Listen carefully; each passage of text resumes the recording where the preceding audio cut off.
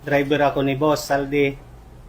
So ako yung laging isa na nagdi-deliver sa kanila.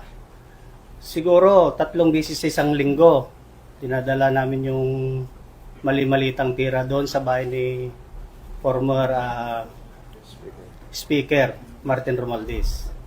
Nakapag-deliver din ako doon sa Aguado. Nakapag-deliver din ako doon sa bahay ni Stella Kimbo.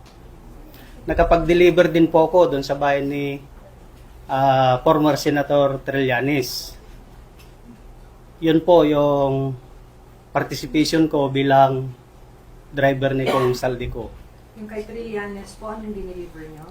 Ang dineliver doon isang paper bag. At ang nagdala po doon ay iini boss na si Mark Tiksay. Ba't alam niyo pong pera?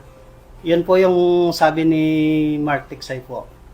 Na ang laman ng pera na yon ay ang laman ng paper bag na yon ay pera at ibibigay nga kay former Senator Trillanes. Doon po sa Antipolo. Dahil pag bago namin i-deliver yon, binibilang muna po yon. Piniprepare ni Mark Tiksay or ni Paul Estrada yung mga pera na yon. So alam po namin na pera talaga ang laman nun. Nandun ho kayo? Opo. Bilang? Although nandun sila sa taas po ng bahay ni Boss Saldi, pero alam namin na yun talaga ang ginagawa nila. Minsan pa nasaksihan ko rin, pamakyat ako sa taas, dahil kami nga yung magbubuhat ng malita sa bahay ni Boss, dadalhin sa sasakyan. So nakita ko, yung ibang kasama ko, na binibilang ni Paul Estrada or si Mark Tiksay. So totoo po lahat yun, ma'am.